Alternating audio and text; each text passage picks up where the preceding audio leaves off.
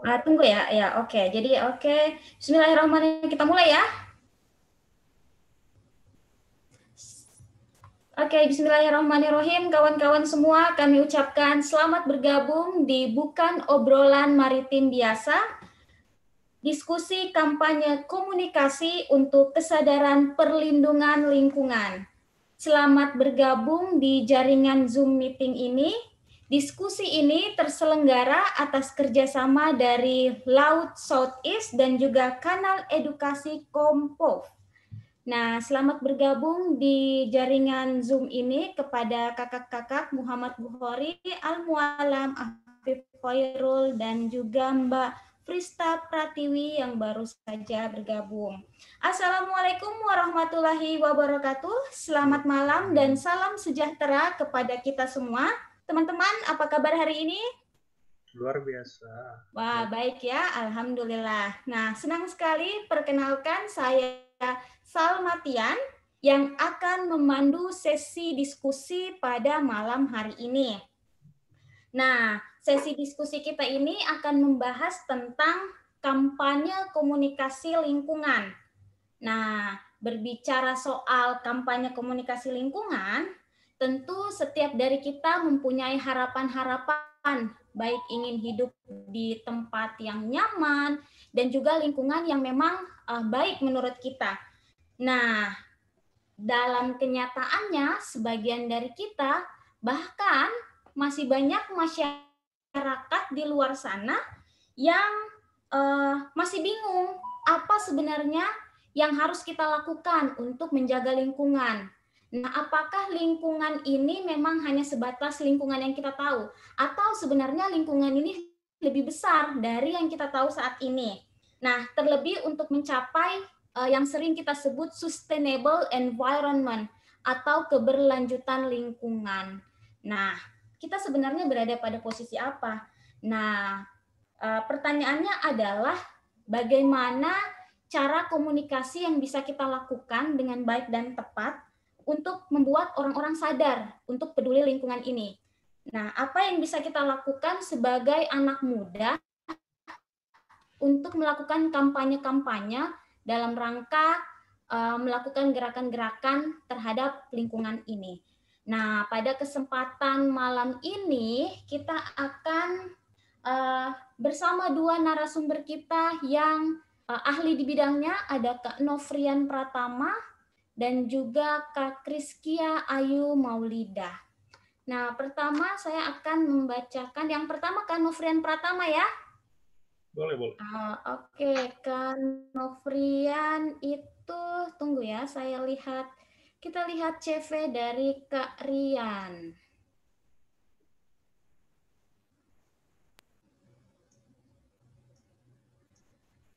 Jadi Kak Nofrian Pratama atau kita sapa Karian saja ya.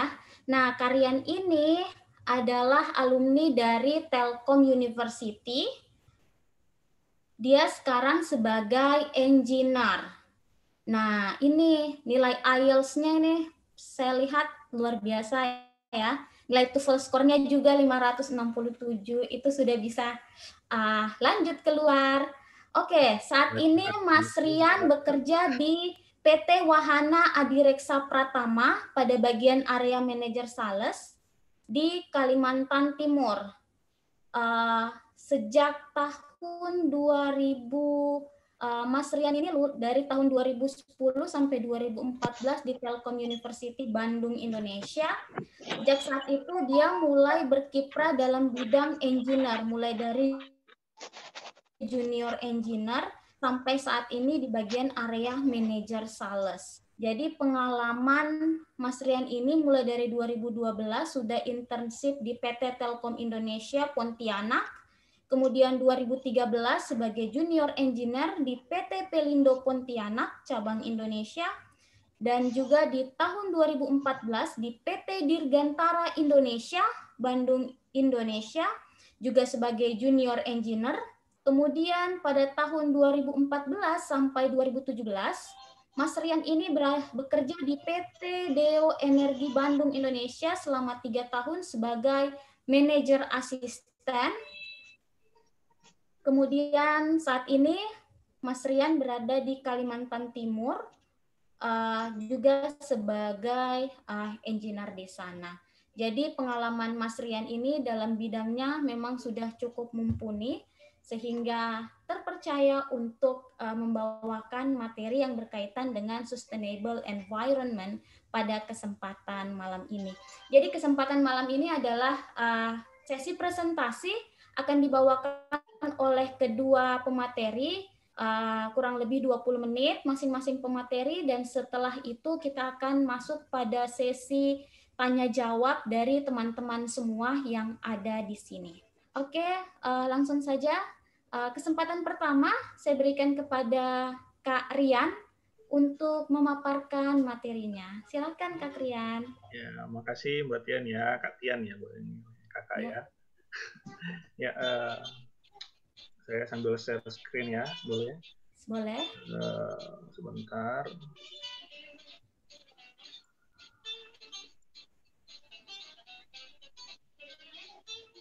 Ya, perkenalkan dulu teman-teman, tadi sudah disampaikan beberapanya. Saya Novrian Pratama, biasanya dipanggil Rian. Saya kuliah di Telkom, tadi seperti disampaikan. Kenapa saya tertarik banget sama judul ini? Di sini disebutkan bahwa sustainable environment. Dari dulu saya memang sangat tertarik dengan bidang sustainable. Dulu hampir mau kuliah di sustainable energi untuk lanjut kuliah ya, tapi masih terhalang nih. Tadi diingetin lagi sama Mbak Tian soal kuliah ke luar negeri ya, sakit hati ya. Terima kasih Mbak Tian ya. Bercanda Mbak Tian ya.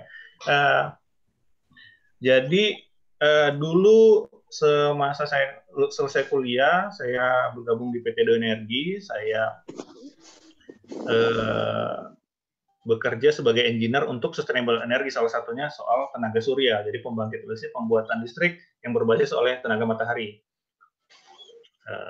Kemudian saya sudah keliling Indonesia karena pekerjaan itu, terus nanti saya juga akan cerita soal bagaimana saya dipakai sebagai konsultannya Kementerian SDM sebagai engineer untuk merancang desain, merancang sistem tenaga surya di desa di Maluku. Saya mau tunjukin ke teman-teman.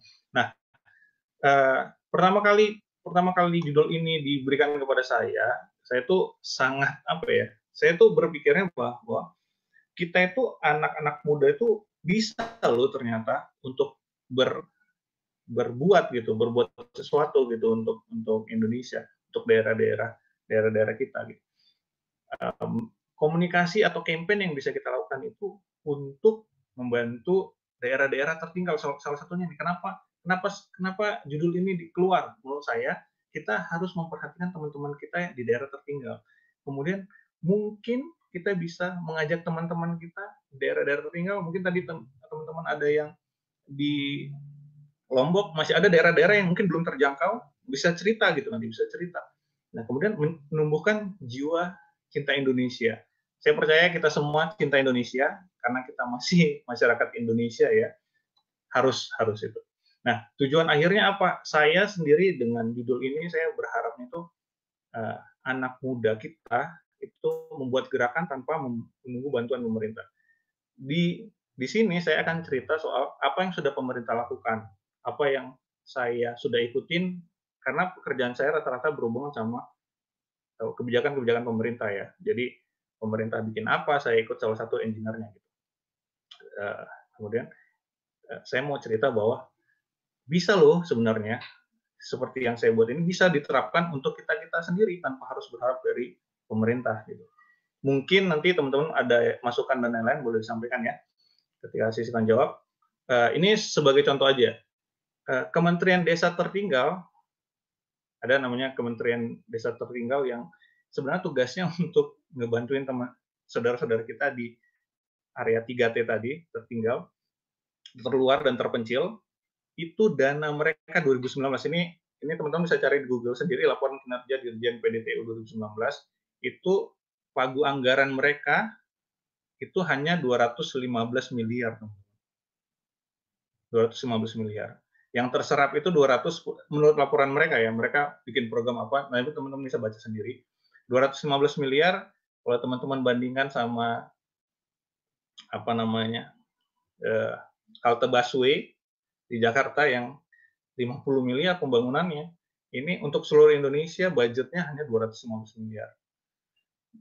Menurut saya itu cukup kecil ya, cukup kecil, tapi kita lihat aja lah. Nah, kampanye apa yang bisa teman-teman kampanye apa ya, sorry, yang bisa kita lakukan?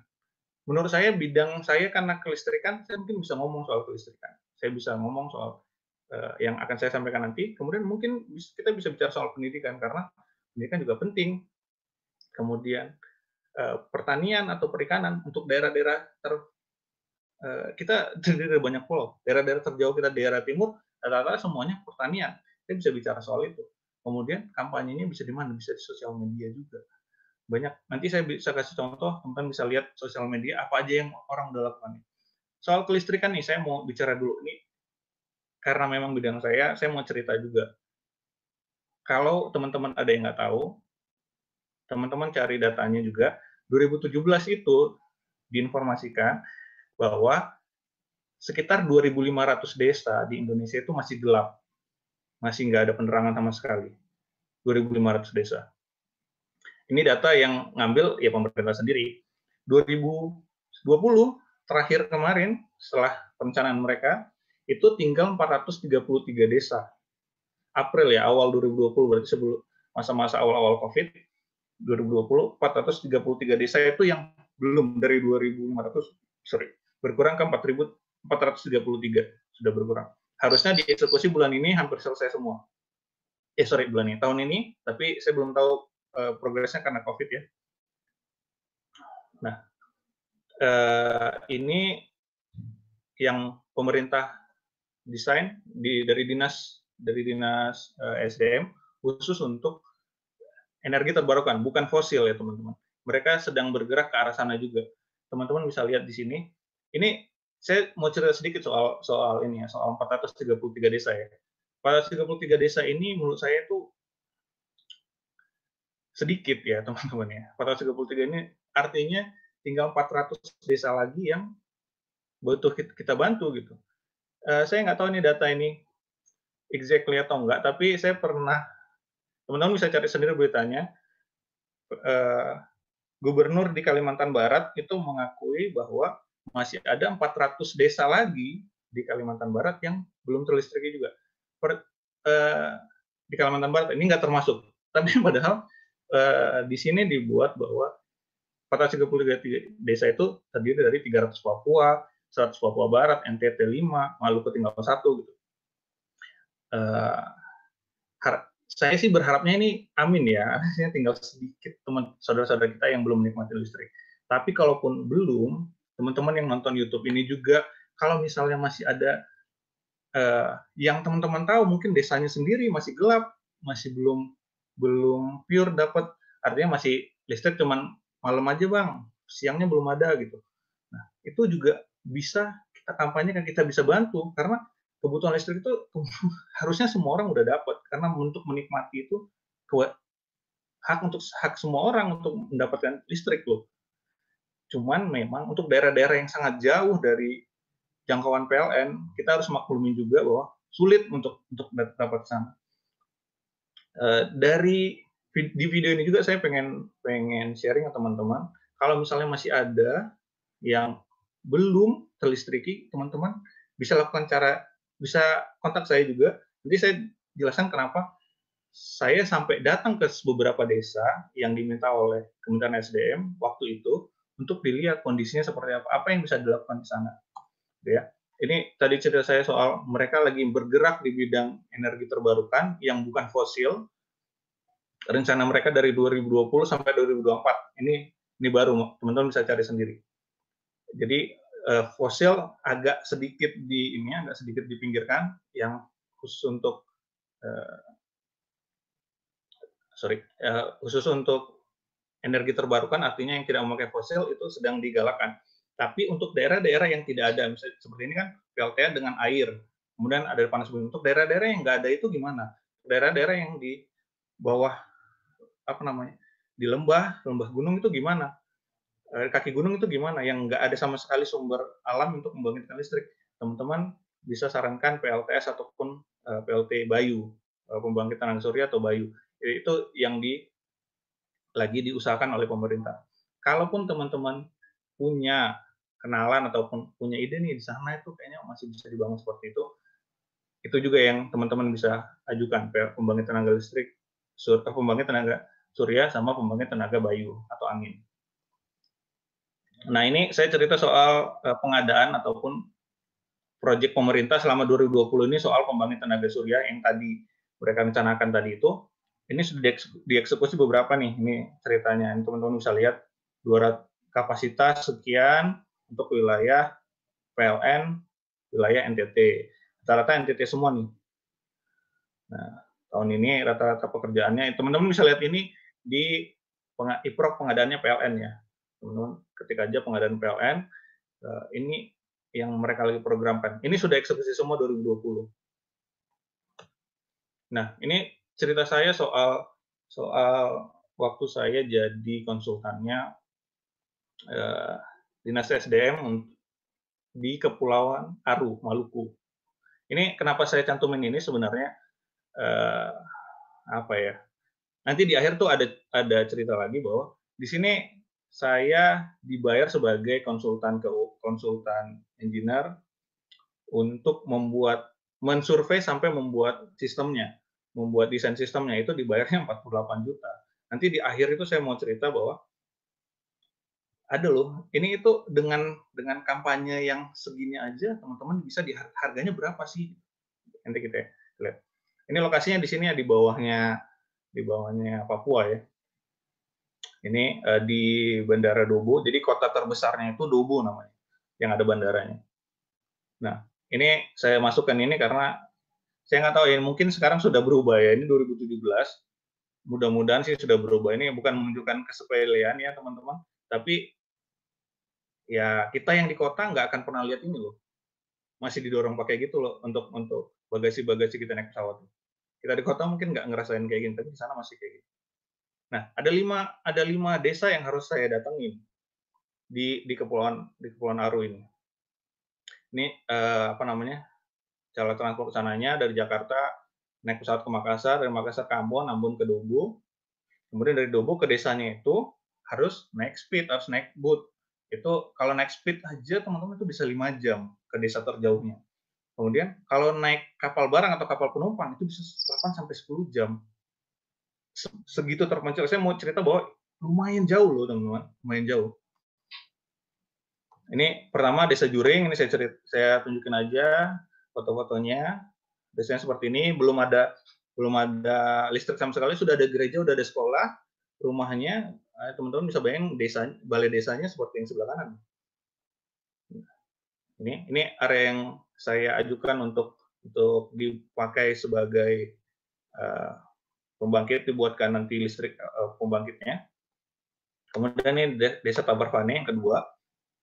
Nah, ini ada yang lucu nih di Desa Tabarvane. Desa Tabarvane ini kabel PLN sudah masuk, tapi belum teraliri listrik.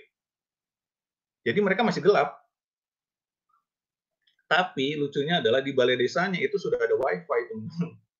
Jadi kayaknya ada program pemerintah untuk menyatukan daerah-daerah terpencil untuk dapat akses internet juga. Jadi di balai kotanya itu ada internet, ada WiFi. 24 jam aktif lagi. Yang nggak usah berharap kencang, tapi setidaknya ada. Lumayan loh. Di desa terpencil, nggak ada sinyal, tapi ada WiFi. Luar biasa kan? Nah, ini Desa Rebi yang ketiga. Ini juga sama, nggak ada listriknya. Teman-teman bisa lihat. Ini daerah lokasinya. Kemudian ini Lutur. Ini juga nggak ada listriknya. Dulu mungkin sudah ada jadi mereka bikin dana desa, apa namanya, mungkin dibantuin oleh Pemda, bikin generator sendiri, kemudian dipasangkan lampu jalan, tapi saat saya datang, generatornya sudah rusak, sudah tidak digunakan, jadi benar-benar gelap. Mereka pakai generator untuk diri sendiri. Generator itu permasalahannya adalah, kalau nggak ada bensin ataupun nggak ada fuel yang datang, mereka nggak bawa fuel dari kota, ya nggak akan beroperasi juga. Nggak akan bisa ngalirin listrik juga. Nah, ini Hokmar yang kelima. Oke. Nah, kesimpulannya, jadi tadi yang saya bilang Desa Tawarvane tadi itu sudah ada kabelnya, tapi belum ada listriknya. rencananya tahun depannya 2018 akan dialiri listrik. Kemudian di sebelahnya Tabarvane ini Desa Rebi tadi. Belum ada kabelnya, tapi direncanakan 2019 akan dialiri listrik, ngambil dari Desa Barvane. Kemudian 3 desa yang lainnya tuh kan agak jauh. Nah, itu yang menjadi prioritas 1 dan prioritas 2 untuk pembangunan di 2017 ketika saya jadi konsultannya. Jadi saya ngajukan itu ke ini, cuman sampai sekarang saya belum tahu ya eksekusinya seperti apa, karena kami hanya di bagian konsultan aja. Eksekusinya pasti tahun depannya itu diberikan kepada vendor-vendor atau perusahaan-perusahaan yang bergerak di bidang pembangkit tenaga surya. Banyak sekali perusahaan yang bergerak di sana.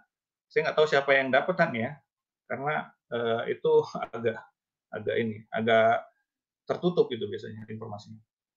Kemudian mulai dari survei hingga sampai dengan pembuatan RFQ dengan menyatakan berapa jumlah yang dibutuhkan, segala macam, berapa harganya, karena saya dulu di bidangnya itu, saya bisa pastikan harganya, saya bisa berikan harganya. Nah, sebenarnya ini sistem 2017, teman-teman. Sekarang itu sistem ini nggak dipakai lagi. Tapi menurut saya sistem ini masih sangat baik. Kenapa? Karena murah dan bisa digunakan dalam jangka panjang ya. Memang kalau teman-teman lihat di kanan bawah itu ada jumlah berapa harganya untuk 30 kapasitas PLTS 30 kW untuk Desa Hokmar. Biasanya di tahun 2017, 30 kW itu 3 miliar ini itu digunakan bisa sampai 120 rumah. 120 rumah untuk desa-desa terpencil seperti itu ya. Budgetnya hampir segitu. Memang besar. Tapi udah nggak ada pilihan lain. Makanya zaman itu pemerintahlah yang punya uang untuk memberikan bantuan listrik kepada masyarakat, dipasangin gitu. Buat pemerintah kita 3 miliar nggak ada harganya. Tapi kalau kita disuruh cara sendiri, mungkin PR. Tapi itu pun, kalaupun kita mau bangun sendiri, ada loh. Saya pernah datang ke lokasi di daerah Kepulauan Selayar di Sulawesi Selatan, itu ada bantuan swasta untuk daerah pariwisata. Mereka pasang sendiri. Tidak sampai 3 miliar, tidak dibuat wah gitu ya. Tidak dibuat sangat cukup untuk desa itu. Karena di daerah desa pariwisata, mereka punya cottage juga di sana, pihak swastanya, mereka bangun di sana. Artinya swasta bisa bangun lebih murah, tapi lebih bagus. Itu pendapat saya pribadi. Artinya swasta juga bisa loh, nggak harus tunggu dana pemerintah. Sekarang itu sistemnya sudah berubah. Konsepnya tidak lagi, kalau ini teman-teman bisa lihat ini jumlahnya segini, baterainya begini, tipenya begini. Nah, sekarang sudah tidak begitu, tapi lebih mahal. Permasalahannya adalah ketika lebih mahal, kita membantu jadi lebih sedikit. Mungkin budgetnya bisa jadi 10 miliar atau mungkin 5 miliar. Padahal dengan budget 5 miliar kita bisa bantu 2 atau lebih desa gitu. Menurut saya makanya kenapa saya lebih pilih sistem seperti ini, sistem yang lama. Tapi itu balik lagi ke pendapat saya pribadi. Kalau teman-teman ada yang mau, ada nih bang desa di sana yang butuh bantuan untuk elektrifikasinya, kelistrikannya, saya akan bantuin ke sini. Kenapa? Karena ini murah. Karena ini bisa bantuin lebih baik, itu lebih cepat kita bisa eksekusinya daripada kita pakai sistem yang baru ya. Nah, dari mulai tadi saya datang sampai ngesurvei dan yang lain, kemudian pemasangannya saya juga hadir. Ini di Sulawesi Selatan di Kepulauan Selayar, tapi ini 2015 ya, bukan cerita yang tadi. Yang tadi itu ketika saya jadi konsultan, ini ketika saya jadi engineer. Mulai dari ngebangun yang tadi masih hanya tanah, kemudian dibuatkan rumah, kemudian dibikinkan rumah untuk baterainya, kemudian pasang tenaga suryanya, itu butuh waktu ya teman-teman, butuh proses. Saya mungkin surveinya 2017, baru diadakan 2018 baru dipasang, akhir 2018 baru selesai, baru bisa dinikmatin di 2019. Mungkin seperti itu karena proses birokrasinya pemerintah cukup panjang, kita semua tahu itu. Tapi kalau misalnya kita sebagai swasta mau nih, ada yang mau dibantu dan ada dananya, kita bisa percepat itu semua. Karena ada orangnya. Ini kita bicara soal kelistrikan ya, tapi kalau soal yang lain juga kurang lebih sama konsepnya. Nah, menurut saya kalau mau merealisasikan suatu campaign ataupun pengen pengen ini, pengen bersuara soal ini nih, atau pengen ngebantuin di daerah sini nih, menurut saya ada 2 yang dibutuhkan.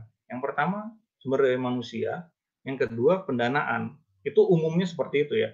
Kalau kita bicara soal pendidikan ya, ini saya ambil dari, eee, program Seribu Guru. Mungkin teman-teman, ini ya, cukup familiar ya, Seribu Guru itu 2000, kalau nggak salah dia berdirinya 2014 deh. Saya kemarin cari-cari websitenya lagi, cuman kayaknya lagi down ya. Jadi saya sering ikutin interview-interview mereka di ini ya, di TV. Eee, Kurang lebih pasti begini konsepnya. Ada yang ngomong, "Bang, di sini butuh butuh kunjungan dari 1000 guru nih." Ada yang memberikan memberikan ide, kemudian dikasih batasan masalahnya apa. Kita mau ngajar di sana atau mau perbaikin gedung. Awalnya sih mereka mengajar, tapi kalau teman-teman lihat konsep mereka lagi, termasuk juga perbaikin gedung, termasuk juga untuk penyediaan buku. Apa batasannya? Kemudian pengumpulan dana ini mereka juga lakuinnya bisa dari sponsor, bisa lagi kitabisa.com. Banyak yang bisa dilakukan untuk dana ya. Kemudian ada orang yang mengeksekusinya, mau itu ngajar, mau itu memberikan bantuan buku dan lain-lain. Ada orang yang ke sana untuk datang. Butuh SDM dan butuh dana. Ini contoh contoh flyer mereka 2017. Sekarang masih aktif kalau nggak salah mereka. Nah, yang mau saya bahas selanjutnya adalah bidang pertanian. Saya juga punya keresahan di bidang pertanian dan perikanan. Mungkin teman-teman nih ada yang secinta itu sama Indonesia ya, mungkin ngerasanya, kok negara saya nih subur gitu ya. Eh, Soal perikanan apalagi ya, kita tahu lah ya kasus-kasus terakhir ya. Tapi kok segini-gini aja ya, kok cuman cuman dapatnya segini ya gitu. Perikanan kita luar biasa loh teman-teman. Tapi pertanyaannya apakah nelayan-nelayan kecil itu sejahtera? Teman-teman bisa cek di video-videonya Laut Southeast ada bahas soal nelayan kecil. Teman-teman akan dapat informasi yang luar biasa di sana. Artinya saya punya keresahan juga di sana. Bisa juga kita bersuara di sana. Salah satu contohnya adalah ini Pak Muhammad Kasim Arifin. Buat teman-teman yang lulusan IPB mungkin ini ya, mungkin kenal dengan beliau gitu. Jadi buat yang nggak tahu, beliau ini mahasiswa IPB, kemudian KKN ke Maluku, ke area Maluku, ke daerah Maluku. KKN sebelum skripsi, bareng sama teman-temannya. Ketika teman-temannya pulang, dia stay di sana. Dia bilang, saya mau bantuin di sini. Teman-temannya pulang, kuliah lanjut, lulus dan lain-lain, dia masih stay di desa itu untuk kebantuin yang dia bisa. 15 tahun berlalu, teman-temannya udah besar, udah jadi udah inilah, udah luar biasa. Dia manggil lagi si bapak ini untuk ayolah selesaikan kuliahnya gitu. Dia bilang nggak mau. Akhirnya mau nggak mau, karena ceritanya inspiratif, akhirnya teman-temannya bikinkan dia udah nggak mau balik lagi ke kampus untuk nyelesain skripsinya, untuk selesaiin ini ya. Akhirnya teman-temannya ceritain apa yang dia lakukan untuk desa itu dijadikan bahan skripsi, terus jadi akhirnya beliau lulus lah, tapi beliau juga lulus sebagai pahlawan pertanian. Menurut saya kampanye yang beliau lakukan adalah ya jadi dari cerita beliau memberikan dirinya sendiri untuk bantuin teman-teman di Maluku, kemudian memberikan semuanya, bahkan ceritanya jadi campaign ke saya. Wah, iya ya, saya juga bisa loh saat itu. Saya juga punya kemauan itu loh sebenarnya. Nah, permasalahan petani, karena orang tua saya juga petani ya, permasalahan petani menurut saya itu apa ya, kurang lebih ke arah ini teman-teman, dana. Menurut saya karena petani, teman-teman mungkin ada yang keluarga yang petani, mau nanam itu pinjam uang ke tengkulaknya, nanti saya tanamin dulu deh gitu. Nah, ketika panen udah nggak bisa bayar utang, akhirnya hasil panennya itu dinilai seenaknya tengkulak. Itu jadi salah satu masalah ini loh, masalahnya petani loh.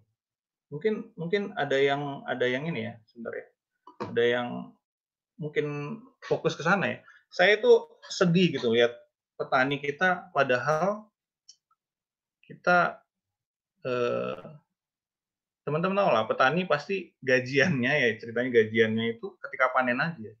Tapi ketika nggak ada uang, selagi menunggu panen mereka pinjam uang. Bunganya mungkin bisa 100% karena si nilai sawahnya itu terserah tengkulak karena dia udah terlilit hutang.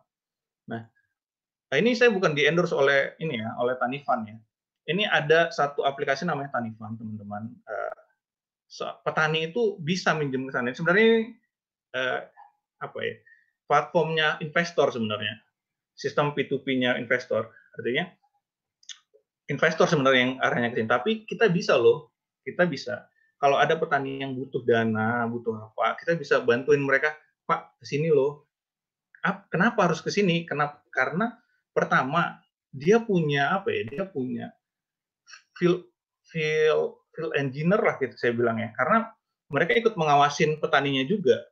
Yang kedua, pasti hasilnya dibeli dengan maksimal karena yang beli adalah tani farm sendiri. Kemudian tidak akan ada terlilit hutang dan lain karena sebenarnya sudah dijaminkan, sudah digaransikan si petani bakal bisa bayar. Jadi dia tidak rugi-rugi juga, tidak ada lagi apa namanya uh, ya preman-preman yang datang lah kita bahasa seperti itu ya.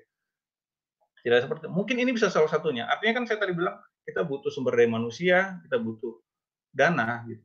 Nah, kalau teman-teman bingung dananya di mana ya kalau saya bantu petani? Ada ternyata ininya. Saya juga baru tahu teman-teman. Jadi saya belum belum korek lebih dalam tapi ada ternyata dan mungkin bisa kita manfaatkan. Apa SDM-nya bisa juga dari dia ada. Atau teman-teman sarjana pertanian bisa dari teman-teman sendiri. Nah, untuk sosial media ini saya respect kedua Instagram ini ya. Tadi saya diceritakan soal sama nanti mungkin Mbak Kiki cerita soal cerita iklim ya. Ini cerita iklim teman-teman bisa follow dia di Instagram cerita iklim. Pengaruh-pengaruh apa namanya? Pengaruh-pengaruh iklim apa sih apa sih yang mempengaruhi pengaruh iklim? Dia bikin workshop juga, dia cerita soal pembangkit energi terbarukan juga banyak workshop yang dia ini loh dia ceritakan loh soal campaign-campaign yang bisa dibuat di Indonesia loh teman-teman bisa. Nah, Laut Southeast ya kita sekarang badan yang menaungi kita ini ya juga juga ini juga concern ke sana membuat campaign yang baik untuk Indonesia. Nah kalau ini tadi balik ke ini ya balik ke berapa sih kamu dibayar gitu jadi konsultan. Teman-teman tahu nggak sih, konsultan tadi saya bilang saya dihargain 50 juta gitu, 48 juta. Teman-teman sendiri kalau misalnya bikin campaign ini, bikin bikin seperti, apa ya, saya mau bantu ini daerah sini, berapa sih harga rupiahnya? Mungkin sebenarnya pertolongan kita nggak bisa diukur ya, tapi kalau teman-teman pengen menilainya dalam rupiah, sekarang itu penyusunan DED seperti yang tadi, sistem yang tadi, mungkin saya nggak tahu berapa titik, berapa wilayah yang harus disurvei, tapi nilainya itu 2,7 miliar teman-teman. Ini di tendernya, di pengadaannya Kementerian SDM. 2,7 miliar untuk cold storage sentra perikanan wilayah tertinggal. Teman-teman bisa bayangin nilai bantuan teman-teman itu nilainya bisa 2,7 miliar loh. Ada hati teman-teman untuk bantuin para para nelayan itu nilainya segitu. Kalau teman-teman tanya saya itu apa ya? Wow gitu ya. Besar sekali juga ya gitu. Ternyata saya berimpact besar juga nilainya segitu gitu ya. Ada bukan mau sombong ya tapi ada kesenangannya di sana gitu. Wah luar biasa ya ternyata yang bisa saya lakukan. Jadi mari mari kita sama-sama membantu teman-teman kita yang lain. Nah karena kita yang bahasan adalah kampanye lingkungan dan saya bidangnya elektrikal dan industri, saya mau cerita sedikit aja ini sih cepat aja soal lingkungan dan industri. Campaign yang sudah dilakukan pemerintah ya, bukan campaign sebenarnya, program yang dilakukan pemerintah. Sekarang itu setiap industri, setiap pembangkit ataupun setiap pabrik yang ada cerobongnya ataupun yang menghasilkan emisi itu diwajibkan untuk melapor ke Dinas KLHK, Dinas Lingkungan Hidup dan Kehutanan. Itu mereka harus lapor. Yang itu sistemnya namanya Continuous Emission Monitoring System yang sebelah kiri. Jadi setiap cerobong, bahkan bukan setiap ini ya, bukan setiap perusahaan. Setiap perusahaan itu berapa cerobongnya, itu harus dilaporkan langsung, datanya real time harus dilaporkan. Teman-teman bisa lihat ke websitenya harusnya itu kalau nggak salah 3 tahun ini harus rampung semua. Artinya diwajibkan, tapi sekarang masih dikasih kelonggaran. Harus ke arah sana semua, semuanya harus melaporkan. Nah, untuk kalau teman-teman juga merasa apa, kan saya nggak tinggal di dalam pabrik ya, saya nggak kerja di dalam pabrik. Teman-teman juga harus tahu di daerah yang banyak industrinya, daerah industri, kan kita juga tinggal di sana ya. Sekarang itu ada juga yang namanya air quality monitoring system, artinya apakah layak kita tinggal di sana. Itu juga dibuat oleh dibuat oleh KLHK. Kalau teman-teman pernah lihat kontainer seperti ini ataupun informasi udara seperti yang di bawah sini, itu dibuat oleh atau sudah disistemkan oleh KLHK. Kemudian bisa lihat juga ke website langsung. Nah, soal pembangkit ini informasi Karian, ya. waktunya 3 menit lagi ya, Kak. Oke, Kak. Ini sudah terakhir. Nah, kemudian soal lingkungan di fossil fuel dan green energy. Sekarang itu kalau teman-teman, saya juga sebenarnya tahunnya ini 2015. Jadi di Sumba itu sudah ada namanya uji mobil listrik Mitsubishi. Pembangkit surya dibangun untuk mengisi mobil-mobil listrik ini. Saya lupa nama programnya, sorry ya. Nanti saya kalau ingat saya omongkannya ketika tanya jawab. Ini jadi intinya Sumba Timur dipakai sebagai percontohan bahwa clean energy semuanya, tidak ada fosil, tidak ada batu bara dan lain-lain, semuanya pure clean energy, dari angin, dari sinar matahari, dari air gitu. Kemudian pakainya juga nggak pakai bensin, semuanya pakai listrik, jadi tidak ada emisi yang keluar. Nah, konvensional di sisi lain yang masih pakai batu bara tuh masih banyak juga. Permasalahannya adalah emisi yang dikeluarkan itu apa ya? Tidak terukur, teman-teman, sebenarnya. Kalau saya bilang tidak terukur karena terlalu banyak, mulai dari dia menggali batu baranya, mulai dia memanaskan batu baranya, mulai dia keluar jadi listrik, hasil limbahnya, limbah cairnya itu sudah tidak bisa diperhitungkan lagi, terlalu besar gitu. Nah, perbandingannya seperti ini. Cuman kita harus sadar juga kenapa, karena membuat renewable itu ataupun green energy itu mahal, teman-teman. Saya mau cerita gini. Ini data 2019, sorry. Membuat pembangkit tenaga surya di Sulawesi Utara 21 megawatt. Kemungkinan kalau ini saya pikir ini area yang terpakai itu 21 hektar. Ini 21 megawatt itu biasanya perbandingan saya sih seperti 1 megawatt itu 1 hektar gitu. 21 megawatt itu investasi nilainya itu 29 juta US dollar. Anggaplah 30 US dollar, 30 juta US dollar. Sedangkan untuk membangun 2000 megawatt pembangkit konvensional ya di Banten itu cuman 1,7 miliar US dollar. Hampir anggaplah 2 miliar US dollar. Perbandingan jauh sekali. Kalau misalnya kita mau, ini teman-teman bisa kalian, ini kali 100, ini sesuai sama kapasitasnya dengan yang ini. Sangat besar sekali memang budget yang harus dikeluarkan. 10 kali lipat gitu angkanya. Budget yang harus keluar. Tapi ini teman-teman bisa lihat di sini. Ini data internasional sih, bukan Indonesia ya, sorry. Ini bukan Indonesia. Ini data internasional. Replacing costly 500 gigawatt batu bara dijadikan panel surya itu meredius emisi 1,8 gigaton carbon dioxide equivalent of bla bla bla, teman-teman bisa baca sendiri. Investmentnya, stimulusnya 94 billion USD.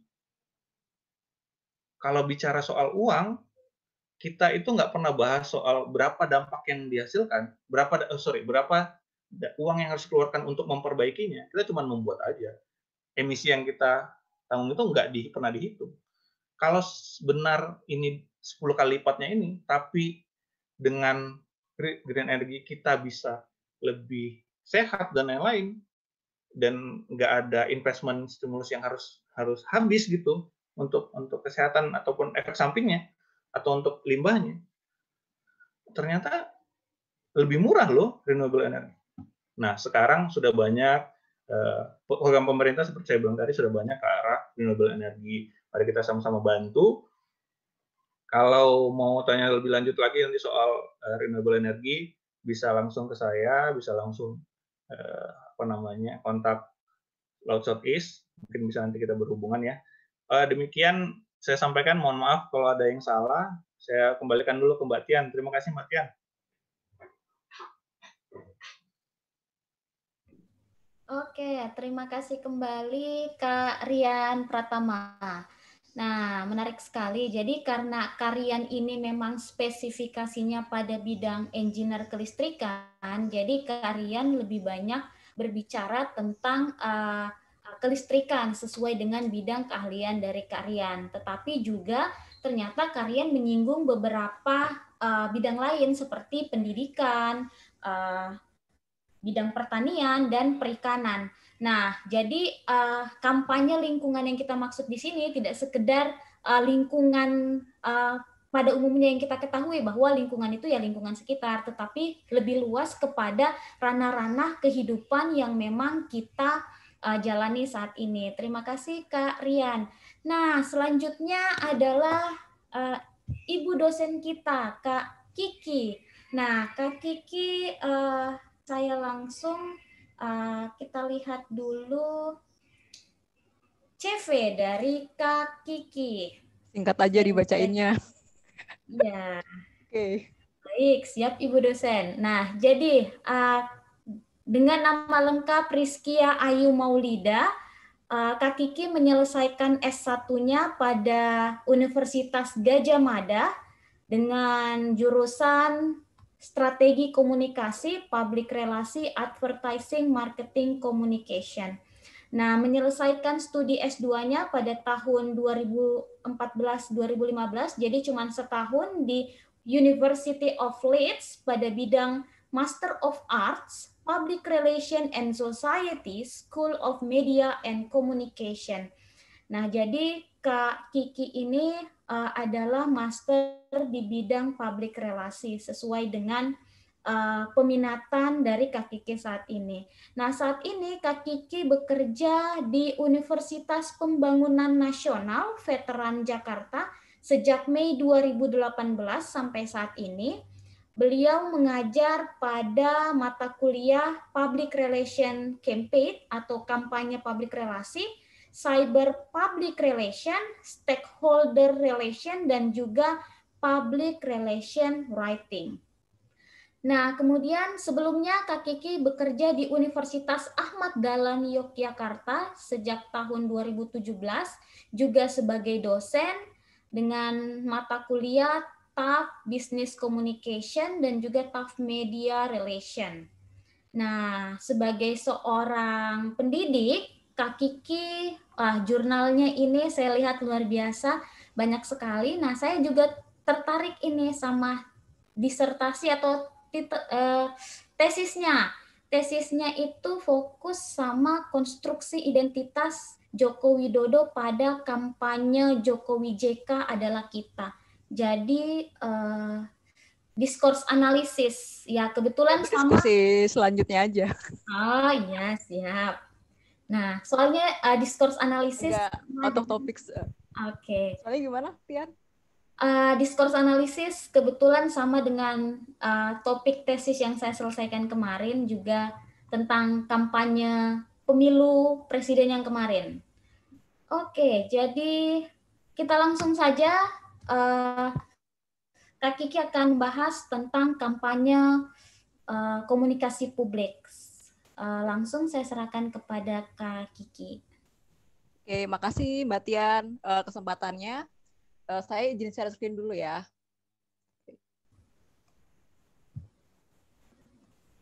Jadi udah kelihatan ya di layar teman-teman PPT-nya? Oke, kelihatan Udah Kak? kelihatan ya? Oke. Jadi saya mau ngomongin tentang bagaimana sih kita membangun kesadaran mengenai lingkungan lewat kampanye komunikasi. Jadi kalau Aryan kan Kak Aryan ngomongin tentang real life-nya gimana sih? Dia ngajak kita jalan-jalan ke Indonesia Timur, melihat bagaimana belum ada listrik, kemudian bagaimana rasanya bekerja di pemerintahan. Nah, kalau sekarang saya lebih ke gini, gimana sih kalau teman-teman seandainya teman-teman tuh punya ide, punya kepedulian, tapi bagaimana caranya biar message-nya tuh across, bisa sampai ke orang yang dituju, seperti itu kan. Jadi kalau kita punya ide tapi nggak ada orang yang tahu, gimana caranya kita menggerakkan kan, seperti itu. Nah, itu pasti harus dirancang agar tepat sasaran dan kemudian bisa amplify. Jadi nggak hanya fokus di kita aja, tapi kita bisa mengajak banyak orang untuk melakukan hal yang sama sehingga menimbulkan perubahan gitu kan, seperti itu. Oke, jadi ini bentar, ini short introduction udah disampaikan sama Kak Tian, jadi nggak usah panjang-panjang. Nah, apa sih campaign itu gitu? Jadi asumsi saya teman-teman banyak kan dari engineering gitu kan. Jadi sebenarnya saya agak grogi juga nih mau ngomongin komunikasi di lahannya anak engineering gitu kan. Kira-kira gimana ya biar bisa nyambung gitu kan, biar bisa menemukan common ground-nya. Nah, sebelumnya saya pengen tahu nih teman-teman kalau misalnya dengar kata kampanye, yang pertama kali terlintas tuh apa sih ya gitu. Silahkan teman-teman bisa buka di menti.com, kemudian kodenya 1805069. Silahkan dijawab dulu quiz dari saya. Apa sih yang di pikiran teman-teman kalau dengar kata kampanye? Identik dengan apa sih kayak gitu? Jadi kita main-main dikit ya, mumpung ini besok udah mau masuk libur gitu. Oke, Kak Rizky, Kak Kiki, slide-nya mungkin bisa diperbesar, Kak? Oh ya, oke bentar.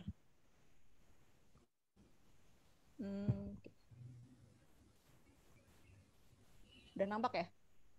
Nampak ya? Ya bukan Kak, maksudnya di F5 saja. Bentar. Oke Kak. Iya.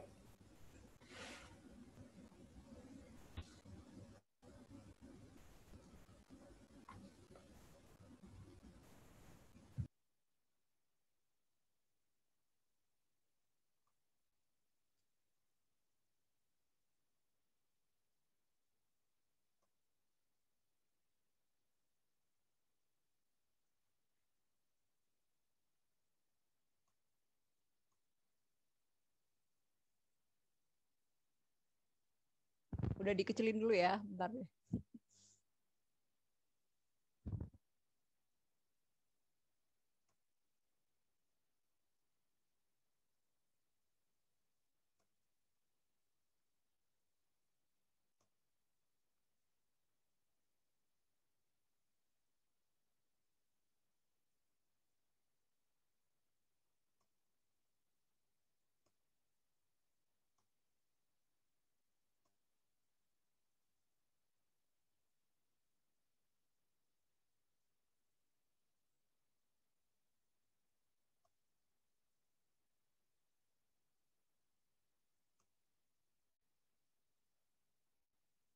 Oke, jadi udah ada dua orang yang ini, udah ada dua orang yang mengisi ya, gitu kan. Jadi kita lihat kebanyakan ada yang bilang politik gitu kan. Terus masukkan suatu ide ke dalam masyarakat gitu.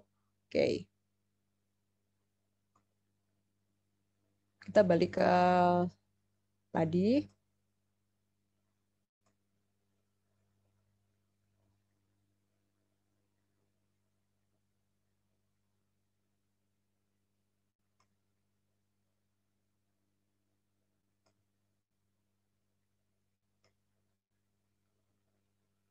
Oke, jadi tadi ada yang bilang kalau campaign itu identiknya sama politik gitu kan. Nah ini kalau orang dengar kata kampanye, yang pertama kali dipikiran adalah politik gitu kan.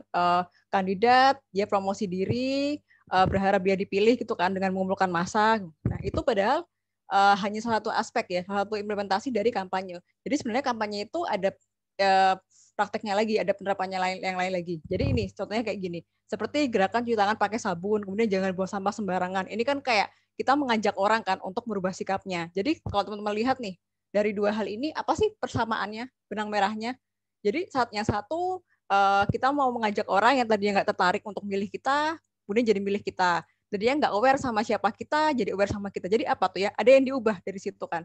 Jadi nggak tahu, jadi tahu. Kemudian selanjutnya ini, misalnya problemnya adalah orang malas cuci tangan pakai sabun, nggak punya kebiasaan. Lalu ingin kita ubah jadi dia rajin cuci tangan pakai sabun. Jadi kampanye itu selalu membawa perubahan. Jadi selalu ada tujuan yang ingin dicapai seperti itu. Nah, jadi ini how we define campaign gitu kan. Jadi start from problem, ada masalah. Misalnya kebiasaan orang tidak suka cuci tangan pakai sabun.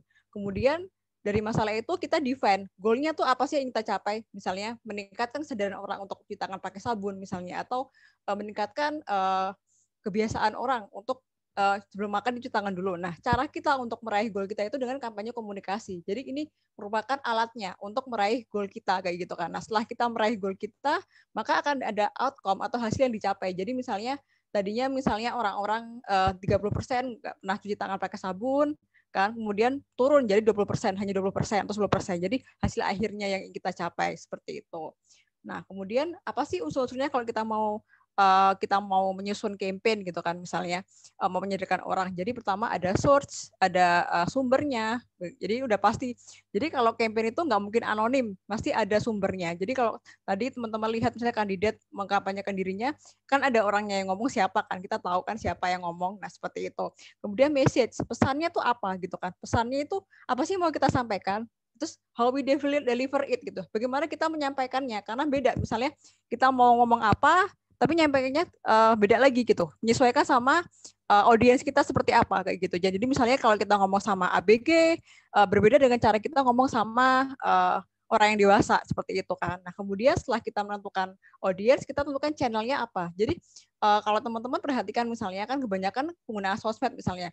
Untuk yang menggunakan Facebook tuh kebanyakan generasi di atas kita ya. Jadi kayak generasinya orang tua kita kan boomer. Tapi kalau misalnya yang seumuran sama kita kebanyakan pakainya Instagram gitu kan. Nah itu kalau kita bikin campaign buat anak seumuran kita terus kita gunakan Facebook itu akan kurang efektif karena mereka nggak akan lihat gitu kan, nggak akan mengakses. Tapi kalau kita menggunakan Instagram ada kemungkinan mereka mengakses karena itu tempat mereka biasa mangkal nongkrong gitu kan. Nah jadi ada penyesuaian nih antara unsur-unsur audiens dengan unsur-unsur message dan juga channel gitu. Nah, kemudian tentu ada efeknya.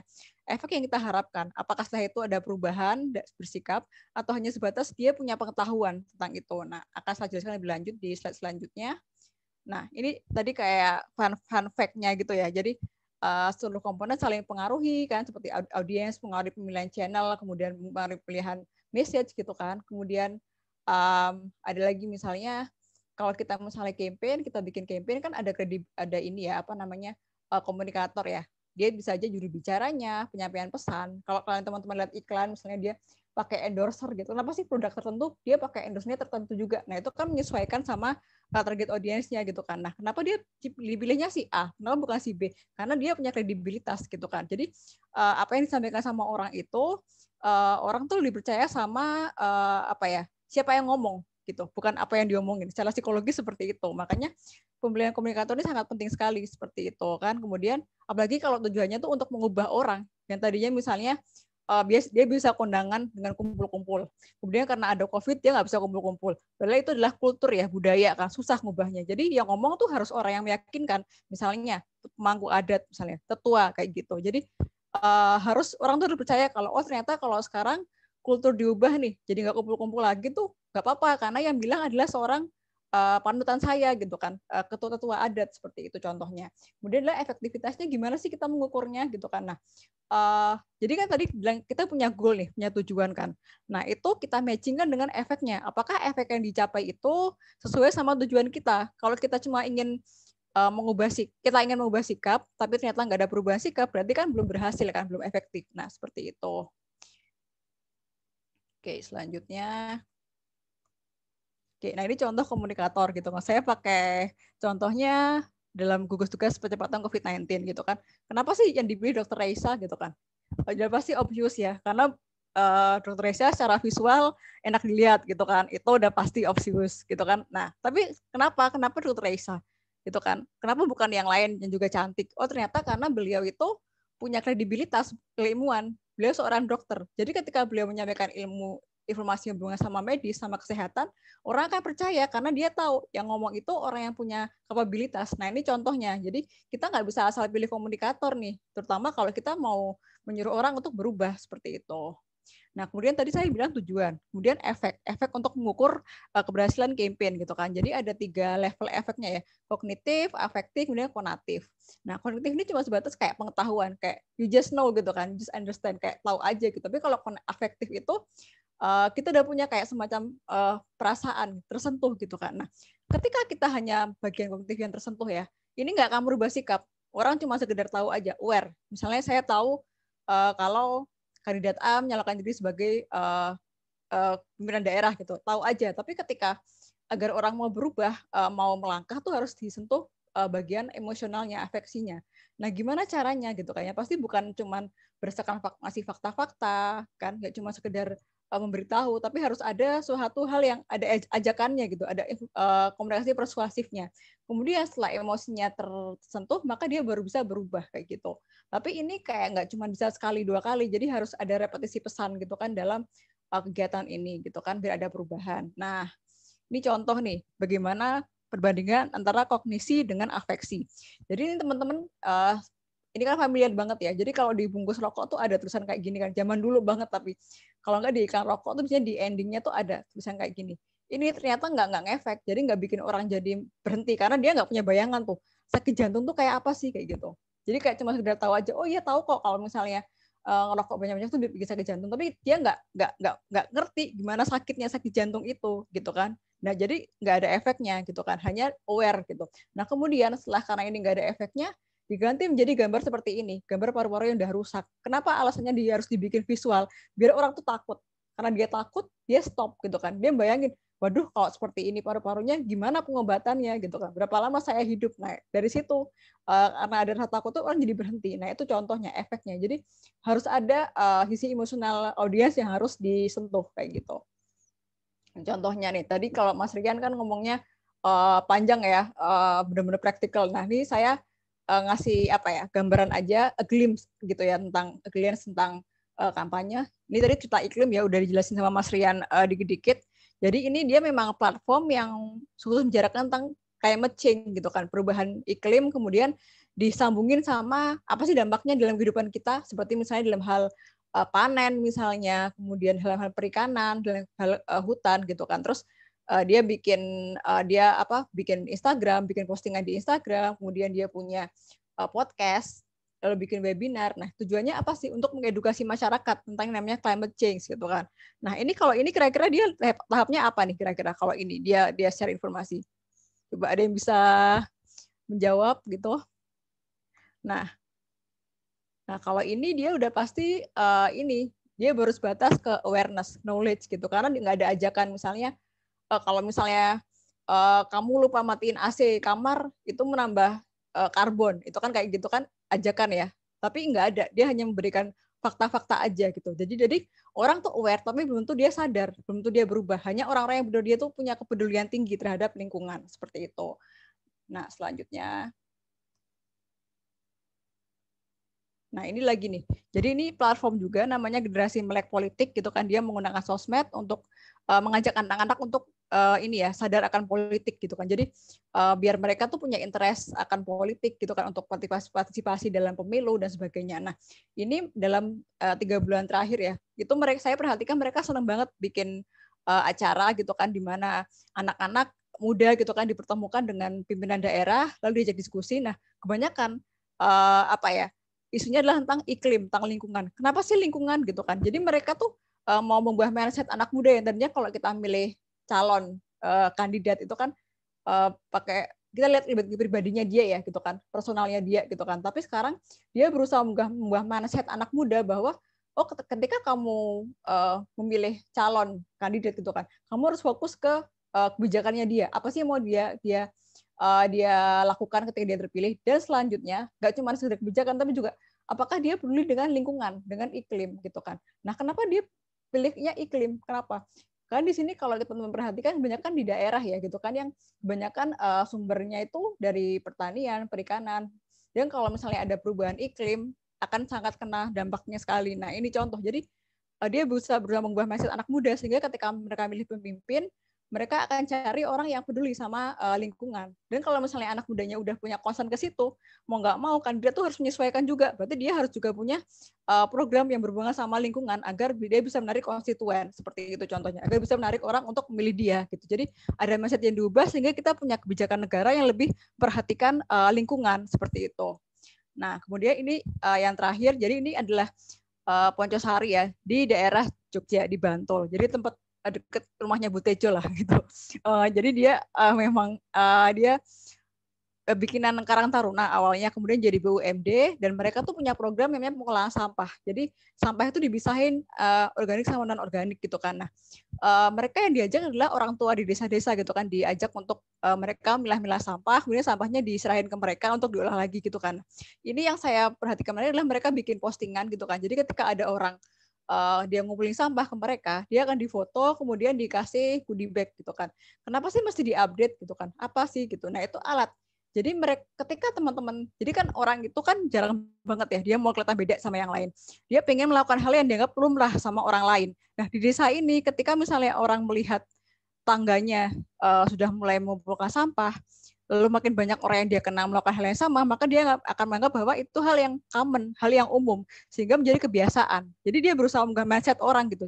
Sampah itu harus dipisah gitu dengan cara mengajak orang lain gitu kan yang dia kenal agar orang yang lainnya juga mengikuti seperti itu. Nah, kalau untuk anak muda gimana? Berarti kita harus menyesuaikan sama psikografisnya anak muda, psikologisnya itu seperti apa sih gitu kan?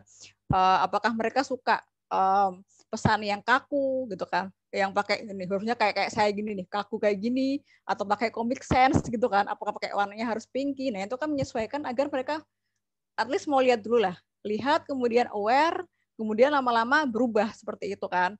Nah, kemudian siapa sih public figure-nya gitu kan. Jadi kalau misalnya teman-teman mau bikin campaign buat anak muda, terus yang jadi pembicaranya adalah misalnya artis 90-an, ya nggak bakal bisa relate karena mereka nggak merasa kenal gitu. Tapi ketika kalian teman-teman misalnya menggunakan influencer yang sedang terkenal gitu kan, nah itu kan bisa lebih ini ya, menarik untuk anak muda seperti itu. Kemudian yang terakhir lah channel yang digunakan. Jadi kayak saya bilang tadi, kalau Facebook kan yang kebanyakan yang pakai adalah generasi atas kita ya, baby boomer lah. Berarti kalau Facebook kurang efektif untuk anak muda. Berarti kalau misalnya anak muda tuh siapa dulu nih misalnya, kalau anak kuliahan mungkin Instagram, tapi kalau anak SMA TikTok mungkin. Jadi kita harus menyesuaikan gitu kan, agar pesan kita tuh nggak cuma sekedar jadi, tapi sampai ke audiensnya sehingga efektif seperti itu. Nah, kesimpulannya ini, jadi semua kampanye itu ada tujuan untuk mengubah, ada perubahan yang ingin dicapai, baik itu perubahan dalam bentuk pikiran, nggak tahu jadi tahu, kemudian sikap, atau mental, seperti itu. Jadi nggak mungkin kita kampanye itu cuma mau nyampein pesan aja, enggak, tapi harus ada sesuatu yang harus diraih, sehingga kita bisa menciptakan hal yang nyata, seperti itu. Oke? Demikian, terima kasih untuk kesempatannya. Saya kembaliin ke Kak Tian. Oke.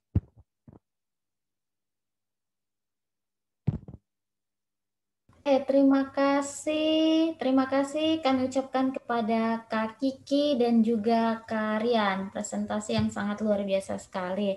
Nah, oke, langsung saja sekarang kita masuk pada sesi tanya jawab. Nah, ini Kak, ada pertanyaan dari salah satu peserta.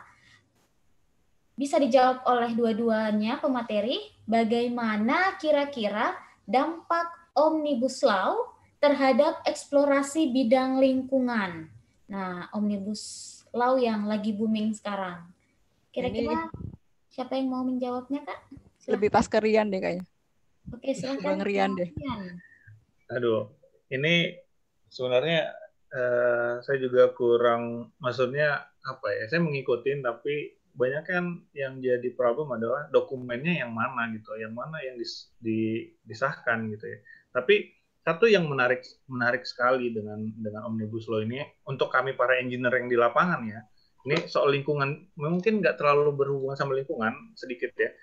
Sebenarnya ada yang berhubungan soal lingkungan tuh, soal AMDAL dihapuskan, udah pasti itu apa ya, merusak lingkungan ya, pada sedikit tidaknya merusak lingkungan, karena sebuah badan berdiri tanpa harus mengecek AMDAL-nya dulu, itu menurut saya setidaknya akan ada sedikit merusak lingkungannya ya, sedikit. Biarpun mungkin ada proteksinya, mungkin setelah setelah berdiri diwajibkan untuk ini itu dan lain-lain. Mungkin ada juga ke sana. Tapi yang saya pikirkan adalah soal ini, apa namanya, lamanya kerja.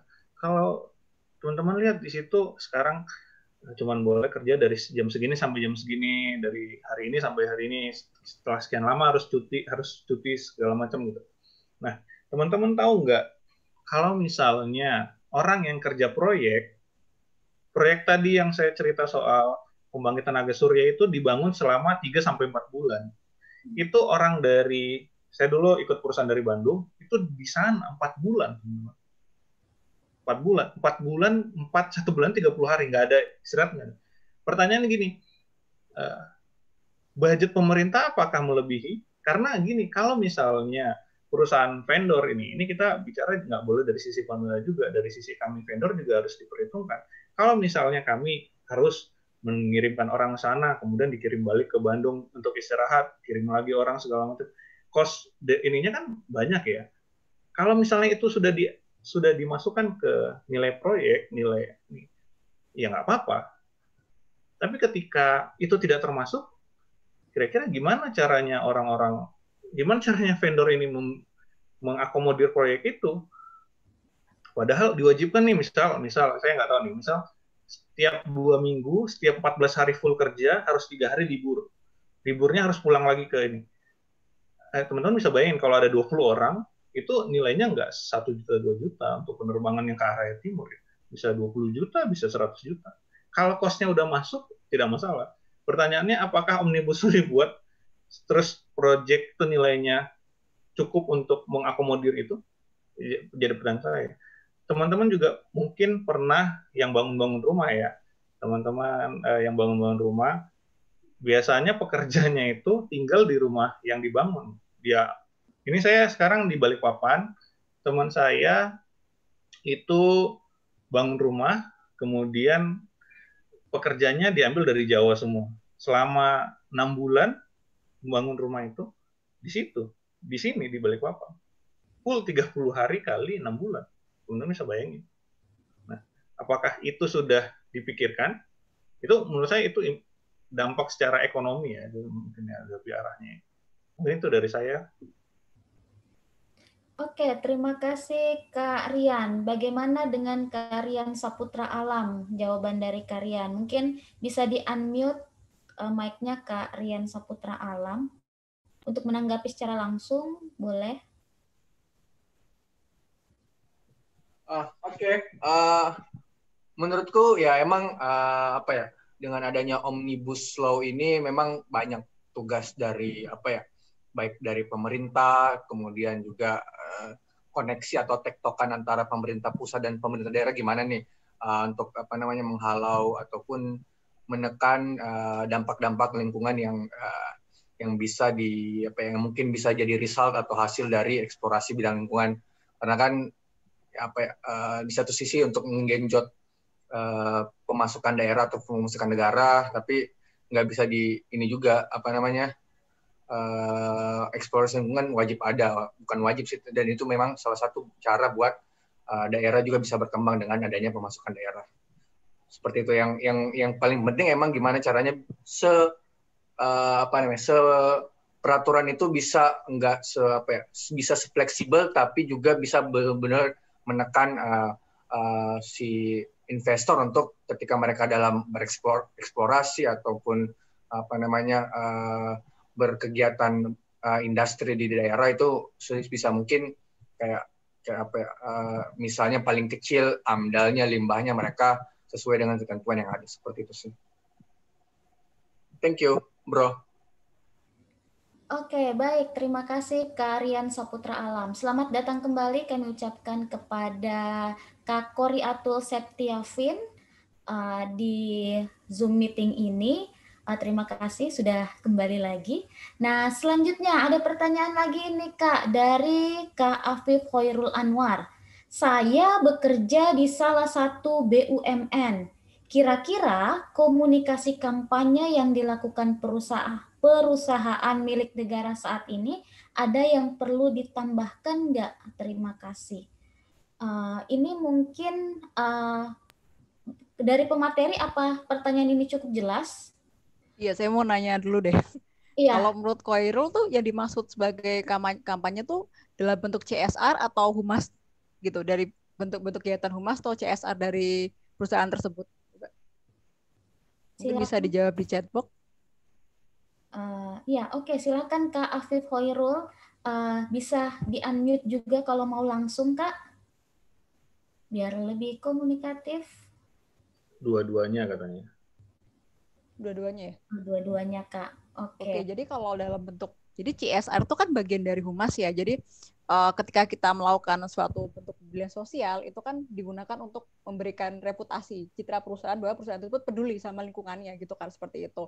Nah, jadi masalahnya sekarang ini seperti kan banyak sekali perusahaan yang melakukan CSR tapi tidak dipublikasikan. Jadi kayak pesannya tuh kurang sampai ke masyarakat. Jadi nggak banyak orang tahu kalau oh misalnya perusahaan ini dia sering rutin menyumbang sekian untuk penduduk sekitar misalnya, atau perusahaan ini peduli loh dengan memberikan beasiswa kayak gitu kan. Nah itu kan kurang. Jadi lebih ke bagaimana agar publik tahu bahwa perusahaan tersebut memiliki rasa peduli yang tinggi terhadap lingkungannya seperti itu. Terus kalau dalam hal dalam hal misalnya kampanye CSR-nya dulu sendiri, misalnya dia punya program penanaman pohon misalnya, atau dalam program misalnya pengurangan sampah yang ditujukan ke masyarakat tertentu gitu kan. Nah itu berarti, nah itu kan saya nggak bisa ngomong spesifik perusahaan mana karena kan masing-masing beda ya kayak gitu kan, gitu. Jadi lebih kayak ya saya tahu sih lebih ke ini ya, ke bagian humasnya. Jadi untuk reputasinya tuh berarti publisitasnya harus ditingkatkan gitu. Jadi harus sering diupdate websitenya, kemudian harus sering diupload di Instagram. Jadi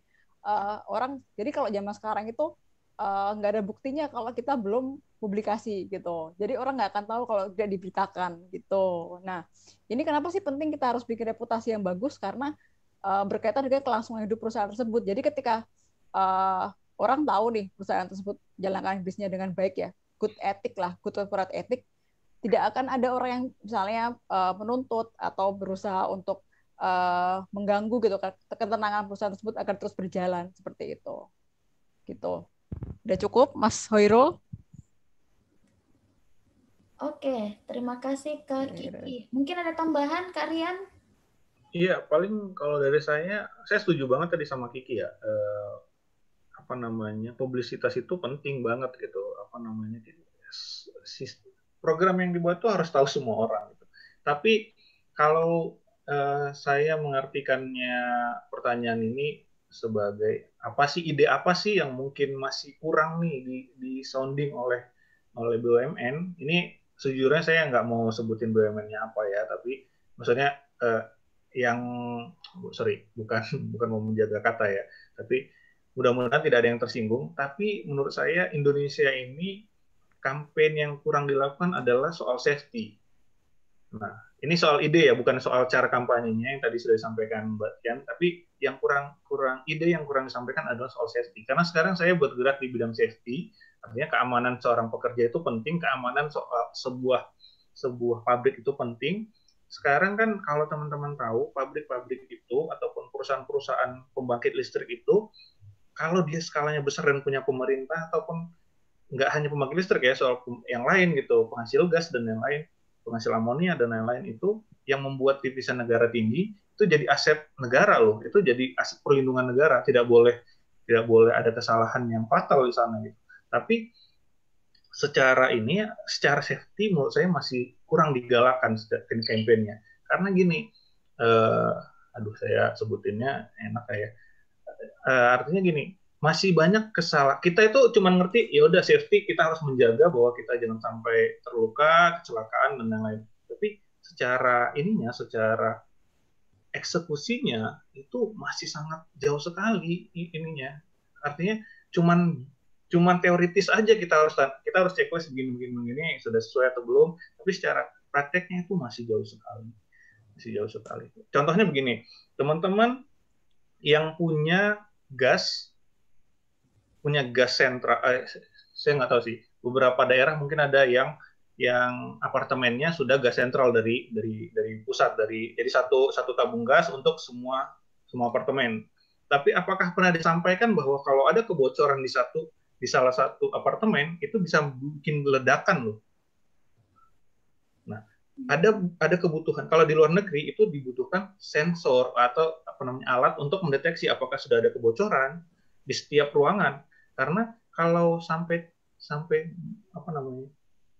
saking banyaknya satu ruangan itu penuh dengan gas, kan bocor selalu terus menerus kan ya. Nah, ada kemungkinan meledakan itu bisa satu gedung gitu. Nah, itu aja masih banyak yang ini. Artinya gini, kalau teman-teman yang nonton ini juga, apakah rumahnya yang sudah dialiri atau apartemen yang sudah dialiri gas secara ini, itu kan BUMN ya yang kelola ya. Apakah sudah ada campaign soal itu? Nah, seharusnya itu dikasih gratis sih, karena itu terkait dengan safety, itu soal keamanan nyawa, itu harusnya dikasih gratis. Tapi kalau teman-teman mau sadar sendiri, itu ini karena saya udah bergerak di bidang safety, itu informasi yang bisa saya sharing sama teman-teman. Mungkin itu tambahan Mas Afif ya. Nambahin. Jadi mungkin emang belum sadar ya, maksudnya isu campaign tuh apa gitu. Kadang-kadang tuh kayak gak nyambung. Misalnya perusahaan A di bidang misalnya makanan, katakanlah gitu, campaignnya tentang pohon gitu kan. Jadi mungkin akan lebih baik kalau misalnya campaignnya yang berhubungan sama makanan, misalnya penggunaan zat kimia gitu kan, atau misalnya penyimpanan makanan yang baik itu seperti apa gitu. Jadi isunya tuh kurang diekspor gitu. Gak ada lagi Mbak Tian. Terima kasih Kak Kiki dan Karian. Wah, jadi Kak Rian sekalian campaign ya tentang peningkatan safety. Tapi memang itu betul sekali. Satu apartemen, satu ruangan yang bocor bisa berdampak sama satu bangunan yang sangat besar. Jadi terima kasih buat informasinya kepada kami semua. Nah, ada pertanyaan lagi nih Kak, yang masuk dari Kak Frista Pratiwi. Bagaimana kampanye peningkatan kesadaran lingkungan yang efektif, tepat, dan bisa masif untuk masyarakat di pedalaman yang mana cenderung anti dengan hal yang baru atau lebih percaya pada hal yang konvensional. Bahkan pemangku adat atau stakeholder-nya dalam masyarakat tersebut pun sulit untuk kita dekati. Oke. Dalam sekali ya pertanyaannya ya, sulit. Ya. Dalam sekali. Buat Karian yang hobi di pedalaman. Mungkin ini ya, mungkin ini sih saya jujurnya sih satu-satunya yang paling ini saya bilang terbaik, tapi yang paling apa ya, yang paling bisa berdampak menurut saya, yaitu kita terjun langsung sih. Kita harus datang lagi ke sana, mendekati secara baik segala macam. Ini soal pemangku adat, stakeholder lainnya sulit didekati, ini saya pengalaman sekali ini luar biasa nih. Jadi nggak bisa kita menjelaskan secara Pak program kami begini. Nggak. Menurut saya itu masih itu cara lama. Itu cara baru, tapi lebih bagus cara lama yang datang langsung, contohkan buat langsung sendiri tanpa dipedulikan ya mau gimana gitu. Karena tapi jujur saja ini nggak semuanya kayak gini kok gitu. Ketika kita melakukan campaign ataupun ketika kita sedang mengedukasi orang, tidak semuanya menolak kok gitu. Saya yakin nggak semuanya. Ada juga yang terbuka dengan tangan terbuka menerima gitu. Teman-teman bisa ini ya. Ini saya cerita pengalaman. Kami mau bantuin desa ini untuk bikin listrik. Awalnya itu belum tentu langsung belum tentu langsung disetujuin loh. Masih ada kemungkinan ya harus beginilah, harus begitulah gitu ya. Padahal niat kami baik loh, dia nggak punya listrik, kami sediain listrik gratis, nggak perlu bayar. Sudah program pemerintah. Adalah yang kapal yang nggak boleh nggak boleh ini, adalah yang jalannya nggak ditutup lah segala macam. Itu aja, itu bukan mengedukasi, itu langsung memberikan. Tapi ada juga yang, oh iya Pak silakan, Bapak butuh lahan segede apa Pak? Butuh lahan yang seperti apa? Saya butuh lahan kayak gini-gini Pak. Ada yang dari 5 desa yang tadi itu nggak semuanya baik loh teman-teman. Itu ada yang bermasalah juga, ada yang nggak ada adanya nggak mau ditemuin, banyak sekali. Tapi pada sana kalau menurut saya yang paling berimpact adalah teman-teman harus datang langsung, karena teman-teman juga harus sadar mereka itu nggak sama dengan kita gitu. Mungkin niat kita baik, belum tentu teman-teman juga harus ada, teman-teman juga harus pahami hati mereka seperti apa gitu. Nah dari situ baru mulai mengedukasi sedikit demi sedikit. Saya yakin kalau niatnya baik, pasti ada ininya lah, ada titik terangnya gitu. Mungkin ditambahkan Mbak Kiki. Oke, jadi kalau buat saya tuh ada 3 hal. Yang pertama, kalau buat daerah, masyarakat pedalaman ya gitu kan, kadang-kadang tuh kalau kita kasih pesan gitu kan dalam bentuk perubahan sikap tuh nggak langsung nyambung gitu. Jadi pertama tuh mungkin yang lebih dihargai itu adalah dalam bentuk bantuan barang gitu. Jadi misalnya dibikinin jembatan, dibikinin lapangan bola misalnya, dibikinin perpustakaan gitu kan. Jadi ada fisiknya, ada wujudnya. Nah itu ketika kita udah bikin itu untuk mengawali, mereka udah punya impresi yang bagus soal kita gitu kan. Jadi ketika kita mau masuk lebih jauh lagi tuh bisa lebih gampang karena udah punya kesan baik kayak gitu. Itu yang pertama. Terus yang kedua, cara kita menyampaikan gitu kan. Jadi gimana sih biar nggak judging mereka gitu. Jadi nggak mengatakan bahwa biasa mereka tuh jelek, enggak, tapi kita berusaha untuk meluruskan gitu. Terus kita menggunakan materi kampanye yang apa ya, deket sama mereka, relate gitu. Jadi misalnya kalau kita mau bikin kampanye misalnya nelayan nggak boleh apa ya, nggak boleh pakai pukat harimau misalnya itu. Terus mereka tinggalnya di pedalaman gitu kan. Nah kalau kita mau pakai visual, berarti kita harus gunakan orang yang bentuk fiksinya tuh mirip sama mereka. Gambarannya tuh loh, misalnya sawo matang ya berarti dibikinlah itu gambar misalnya orangnya pakai sawo matang. Terus misalnya pakai kerudung misalnya istrinya harus pakai cara kerudung wanita di desa tersebut. Jadi kayak benar-benar mereka tuh kayak melihat diri mereka sendiri di situ. Nah itu bisa relate gitu kan. Jadi apa namanya, bisa lebih diterima sama mereka gitu kan. Terus yang ketiga adalah repetisi. Jadi ada pengulangan dan ada tahap-tahapannya. Jadi mungkin awalnya nggak bisa langsung berubah. Kita sekedar hanya ingin mengedukasi saja, memberikan informasi gitu kan. Setelah mereka paham, baru dikasih tambahan lagi gitu kan, yaitu target sendiri itu agar mereka mau berubah sikapnya gitu. Jadi nggak bisa langsung. Biasanya kalau perubahan sikap tuh sampai 5 tahun gitu. Jadi apalagi kalau udah kebiasaan ya, udah budaya ya, jadi kayak susah gitu kan. Jadi memang nggak bisa instan gitu kan, harus dengan tahapan-tahapan juga repetisi kayak gitu. Oke. Oke, terima kasih. Jadi bagaimana jawaban dari para pemateri, Kak Frista Pratiwi? Sudah cukup? Atau mungkin ada komen dari Kak Frista Pratiwi?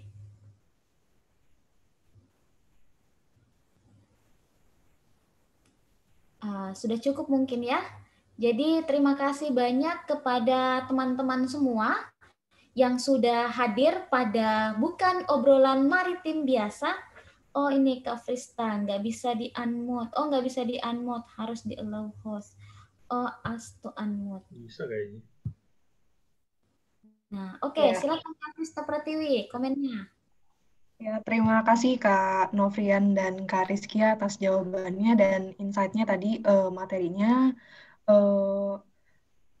Sebenarnya emang berarti harus cukup lama ya kalau untuk pendekatan ke masyarakat yang seperti itu gitu. Nah, kalau dari pengalaman Kak Novrian atau Kak Rizkia sendiri gitu, itu untuk yang seperti itu live-in-nya biasanya bisa sampai berapa lama gitu. Kalau tadi kan Kak Rizkia bilangnya bisa bahkan sampai 5 tahun gitu. Mungkin ada contoh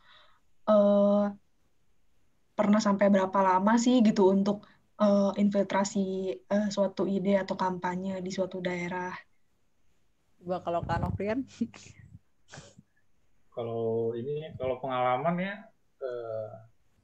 saya nggak ada yang bisa menggambarkan itu ya. Tapi gini, jadi nih kerja konstruksi atau teman-teman di vendor itu pengalamannya banyak sekali untuk bertemu dengan banyak orang ya.